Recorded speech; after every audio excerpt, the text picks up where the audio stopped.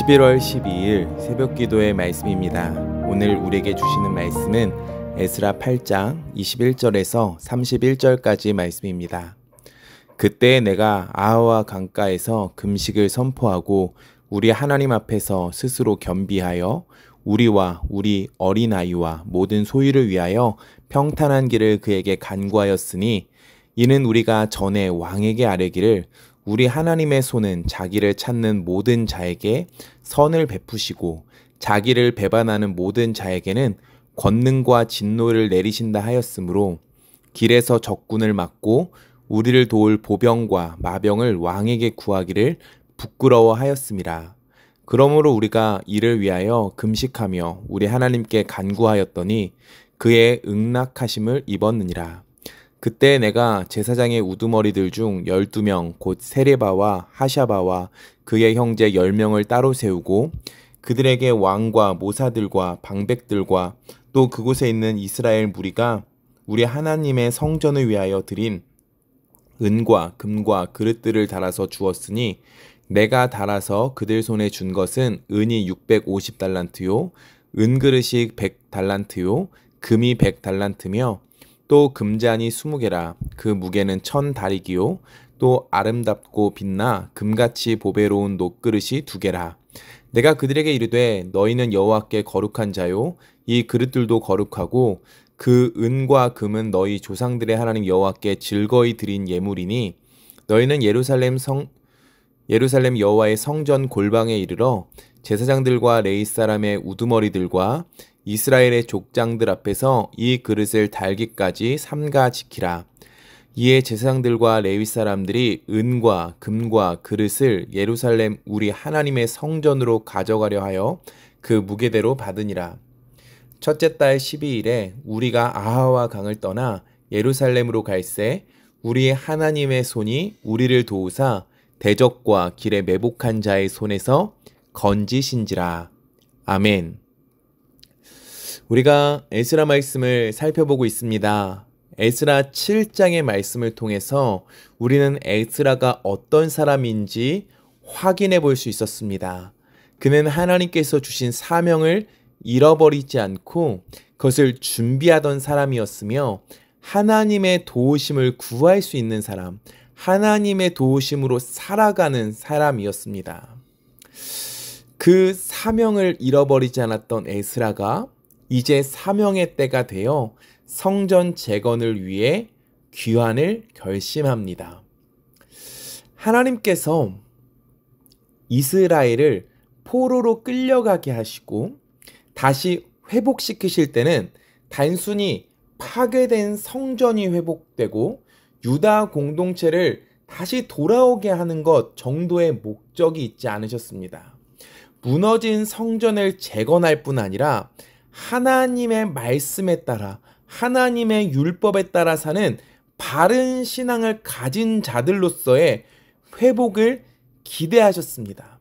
하나님을 왕으로 삼고 하나님 나라의 백성이 되어서 하나님 나라 확장에 힘쓸 수 있는 그런 자들을 기대하셨다라는 겁니다.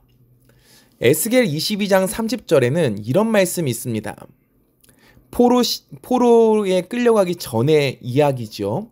성이 무너진 데를 막아서서 중보할 한 사람만 있어도 내가 이 땅을 멸하지 않겠다라는 말씀이 있습니다.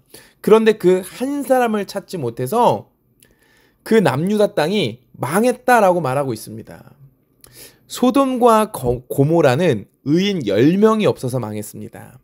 그런데 이 남유다 땅은 의인 1명조차 없어서 망하는 겁니다. 그것이 포로로 끌려갈 당시에 이스라엘의 모습이었습니다. 하나님께서 그들을 징계하시는 것은, 포로로 끌려가게 하시는 것은 그들이 그 징계의 때를 통하여서 다시 한번 회개하고 다시 돌아와 완전한 하나님의 백성으로 서기를 바라시는 하나님의 마음이 있으셨다라는 것입니다. 에스라는 그들의 영적 회복을 위해서 부르심 받은 자입니다. 이스라엘의 영적인 회복, 하나님의 율법을 따라 사는 바른 신앙인으로 이끄는 것, 그것이 에스라의 사명이었습니다. 에스라는 이 사명을 위해서 귀환을 결정하고 그 귀환의 시작이 오늘의 말씀입니다. 에스라는 자기와 함께 유다 땅으로 돌아갈 백성을 아하와 강가로 모았습니다. 아하 강의 정확한 위치는 우리가 정확히 알 수는 없으나 바벨론에서 멀지 않았을 것이라 생각이 됩니다. 에스라는 거기서 3일 동안 장막을 치고 머물며 함께 돌아갈 백성들을 점검했습니다. 에스라의 임무가 예루살렘 성전에서 바른 제사를 드리는 것과 그것을 통한 신앙의 회복, 말씀의 회복이었기 때문에 그 일을 수행할 제사장들을 살폈습니다. 근데 그때 발견한 것이 같이 돌아가는 일행 중에 레위 자손이 한 사람도 없다라는 것이었습니다. 그래서 에스라는 레위 사람들을 찾아다니며 모읍니다. 열심을 다해서 그들을 설득하는 과정들을 거쳤을 것입니다. 그렇게 모으느라고 바벨론에서 길을 떠난 지 10하루가 지나서야 예루살렘을 향해서 출발할 수 있었습니다. 이 모든 준비가 끝났는데 이제 가는 그 여정이 쉬운 여정이 아닙니다. 그 거리가 대략 1440km 정도 된다고 합니다. 군대가 행진하면 조금 빨리 갈 수 있겠지만 이 여정에 동참한 자들은 어떤 자들입니까? 21절을 보면 우리 어린아이와 모든 소유를 위하여 라고 말하듯이 어린아이가 있는, 그러니까 온 가정들이 모여 있는, 남녀노소가 함께 있는 그런 일행들인 겁니다. 그 일행들이 이제 돌아가니 빈손으로 가겠습니까? 온갖 챙겨야 될 살림살이들을 싸매고 가는 것이죠. 근데 이 자신들의 집만으로도 충분히 많은데 성전을 위해 드려진 예물이 같이 있습니다. 25절에서 30절을 보면 여러 가지 예물들을 소개하는데 은이 650달란트, 은그릇이 100달란트, 금이 100달란트 등 엄청난 물량의 예물들이 소개되고 있습니다. 이것들은 조심히 다뤄야 할 물건이지요. 하나님께 바쳐진 예물이기에 소중한 물건입니다. 아이만 데리고 가는 것도 너무 힘이 듭니다. 거기에 자신들이 가져가야 될 짐의 귀중품까지 보통 일이 아닙니다. 1440km를 그런 짐을 다 짊어지고 걸어서 이동한다고 생각해 보십시오. 이 이동 기간이 4달 정도 소요됐다고 말합니다. 쉽지 않지요. 그런데 그냥 가면 되는 게 아닙니다.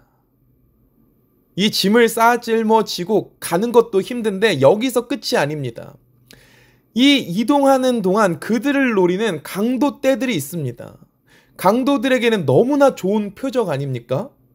일렬로 줄 세워진 훈련된 군사가 아니고 어린아이, 여자들, 노인들, 그들이 포함된 행렬에 온갖 값비싼 것을 짊어지고 갑니다. 강도들이 표적으로 삼기에 너무 좋지요. 그렇게 에스라가 오늘 무엇을 하는가? 이 시작에 앞서서 21절의 고백입니다. 그때 내가 아하와 강가에서 금식을 선포하고 우리 하나님 앞에서 스스로 겸비하여 우리와 우리 어린아이와 모든 소유를 위하여 평탄한 길을 그에게 간구하였으니 라고 말합니다. 금식을 선포했고 스스로 겸비하였으며 평탄한 길을 간구하였다라고 말하고 있지요.